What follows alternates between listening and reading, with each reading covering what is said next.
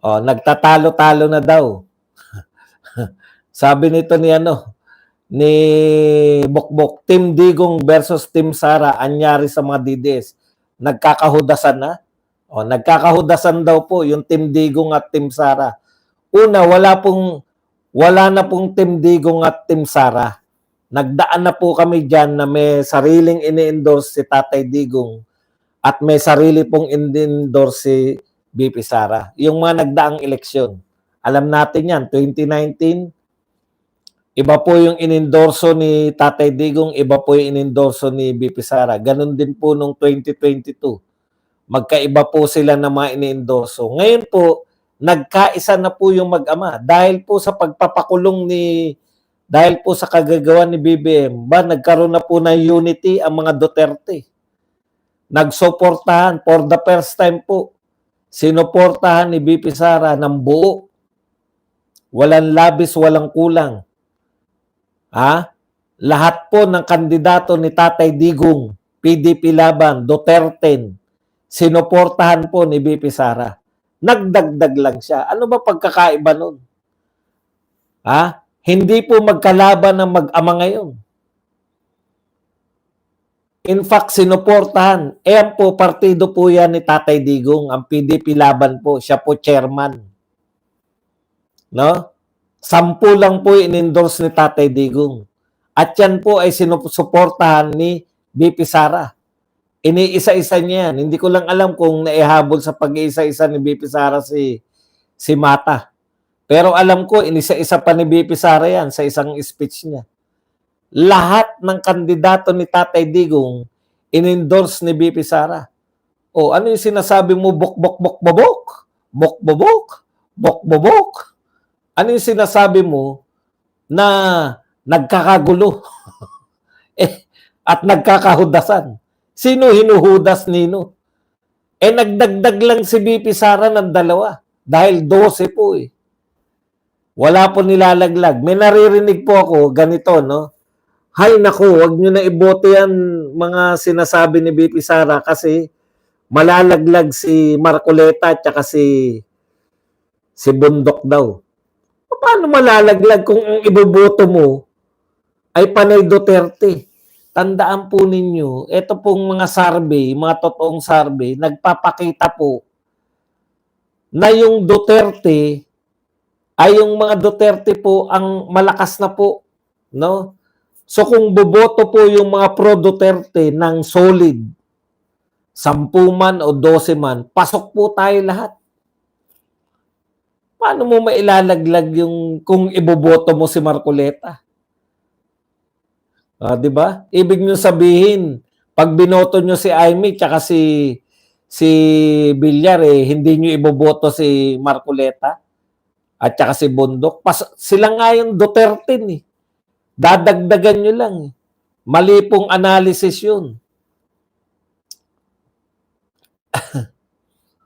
Mali pong analysis yung iboboto nyo si Aimee at si Camille Villar malalaglag yung Duterte. Hindi po totoo yan. Ito kasi yung mga panukala, no? Meron daw nagsasabi, sanay po kami dyan. Hindi katulad ninyo, kayong mga BBM vloggers, nakanganga kayo. Naghihintay kayo ng topic. Naghihintay kayo ng ano itatopic nyo ngayon. Yung mga Duterte vloggers, may kanya-kanyang utak yan. Hindi po kami, titignan nyo po yung mga pro-Duterte na vloggers, kanya-kanya po nang sinasabi. No? Wala pong, pwede nagkakakopyahan, pero hindi po yung binababaan kami ng aming topic. Kaya sanay po kami na sa amin po, may mga nagtatalo-talo. Hindi po kami affected kasi kaya naming isipin yun eh. Hindi katulad ninyo, no? Kinakailangan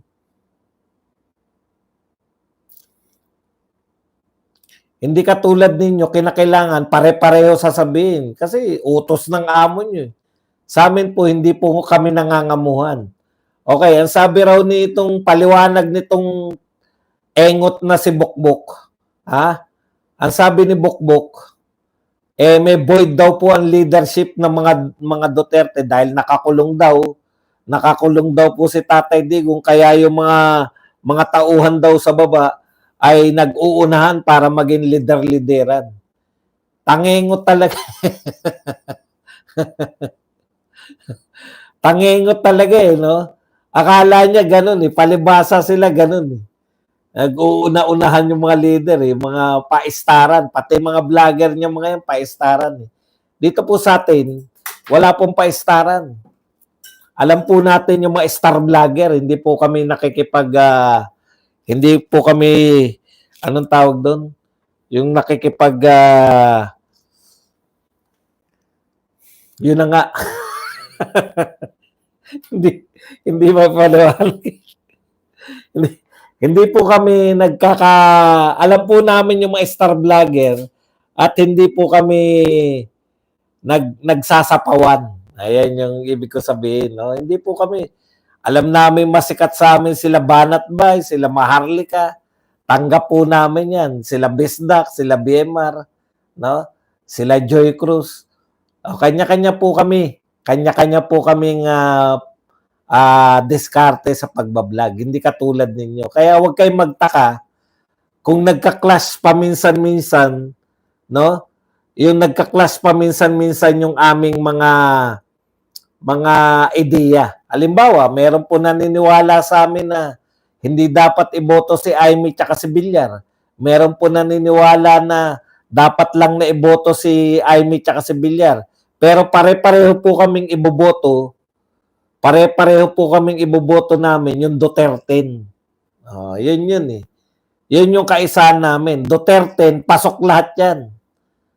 Dahil yan po ang sinabi ni Tatay Digong. Alam niyo naman, dito sa amin, meron pong mga kahit papano, Duterte lang sila na Rodrigo. Pero, siyempre, kinikilala po namin na ang presidente namin lahat sa 2028 ay si BP Sara. Di ba?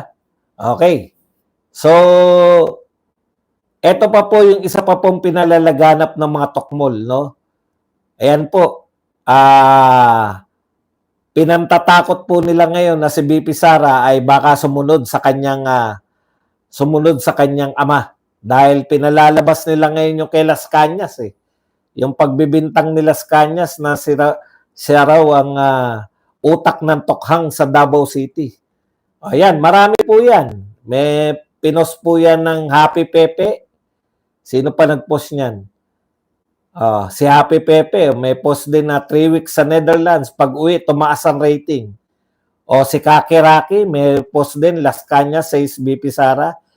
Mga luma na po tong dyaryo na to. Mga lumang balita na po to. Pero pinupost po nila. Ibig sabihin, iba-ibang tao, no? Pare-pareho yung pinupost nila. Ang utos sa kanila, i-post nyo yung pinagbintangan ni Las Cañas na utak si BP Sara ng Oplan Tokhang. Hindi nyo nga yan napapatunayan sa Quadcom. No? Wala nga yan sa Quadcom. Hindi nyo nga naisalang yung ideya na yan na si BP Sara ang kasama sa Tokhang. No? Si BP Sara ang Queen of Tokhang. Yun po ang pinalalabas nila ngayon. Kaya kung meron pong mga hari, kung meron pong mga tagapagpalaganap talaga ng mga disinformation at misinformation, hindi po yan galing sa mga Duterte camp. Dahil sa Duterte po, ang linaw po ng mga pinapaliwanag ng mga vlogger, ng mga pro-Duterte, isa lang po pinapaliwanag namin, di ba? Si Tatay Digong po ay dinala sa dahig ng labag sa kanyang kalooban at ang pagdadala sa dahig ay labag sa batas ng Pilipinas dahil hindi po inutos ng korte ng Pilipinas yung pagkakakulong sahig nito ni Tatay Digong. Kaya iisa lang po ang kumukumpas diyan sa mga yan, no? Sa lahat ng ito. Basa pa tayo. Ito po, Las Cañas, Kakiraki, being the Queen of Tokhang, as testified by Las Cañas. Queen of Tokhang daw. Ito naman po, si Happy Pepe naman, ano naman ang sinabi? Las Cañas, inakusahan si BP Sara na utak ng Tokhang. Oh. Pero pare-pareho pong lumang balita yan. Luma ng balita, binabalita nila uli. Ikalawa, na binaba. Ito po yung mga tinatalakay ng mga vlogger nila. Sino daw ang nagbayad sa Pulse Asia survey? Kung saan top 1 si Bongo, the bagman, hindi naman siya nakapagkampanya nationwide. Tignan nyo. Marunong pa kayo. Number 1 daw. Hindi lang po sa Pulse Asia number 1 si Bongo. Sa lahat na po, pati sa inyong sariling mga pasarvey, si Bongo na number 1. Okay, na-question na nila Pulse Asia. Nabayaran. Sila na nagko-question. Dati, tuwan-tuwa sila dahil dalawa lang ang pumapasok. Ngayon na umaakyat na po lahat ng mga Duterte, bigla nilang sasabihin na bayaran lang tong Pulse Asia. Matagal na po yung Pulse Asia para magpabayad lang sa inyo. Ito pa po ang isa sa mga pangunahin nilang banat ngayon. 3 weeks sa Netherlands, pag uwi, tumaas ang rating. Ano po ang katakataka doon? Di ba? Magtaka kayo kung bakit hindi kayo nag-iisip, no? Hindi nag-iisip itong mga pro-Marcos na to, na akala nila, maraming mga maling akala itong mga to eh. Akala nila noon, pag nag-resign si BP Sara, masaya na buhay nila. Nag-resign si BP Sara, ibig sabihin ng pagre-resign ni BP Sara, handa na siyang lumaban. Handa na siyang mamuno sa oposisyon. O dinataranta kayo ngayon nung bumabanat na si BP Sara. 'Di ba? Kaya wag po kayong hiling ng hiling. Dati hinihiling nila sana pumasok na yung ICC. Sana madakip na si Digong. Akala mo matutuwa sila.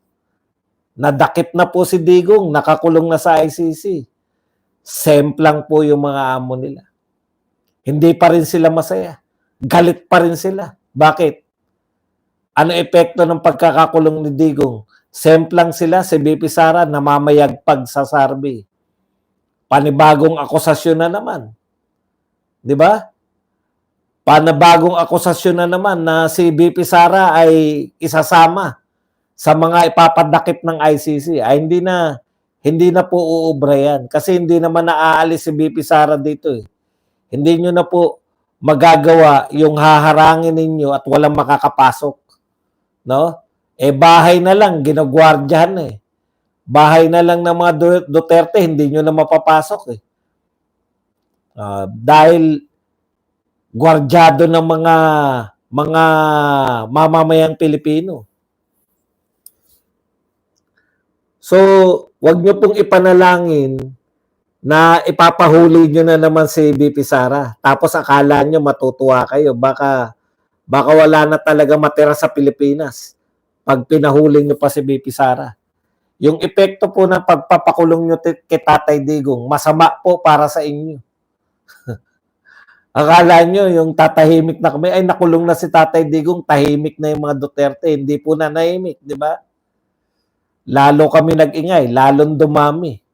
Pati yung ibang mga walang pakialam, nagkaroon bigla ng pakialam. Kasi kung nagawa nyo yan kay Digong, okay lang sana eh. Makakalimutan talaga si Digong. Okay lang sana kung maganda po ang kalagayan ng natin, ng droga sa Pilipinas eh. Putya, kitang-kita ng mga tao na nagbalik na lahat ng mga addictionist eh. Hindi lang po namin nakikita sa aktual, nakikita po dyan kilala naman, alam po ninyo, sa komunidad, hindi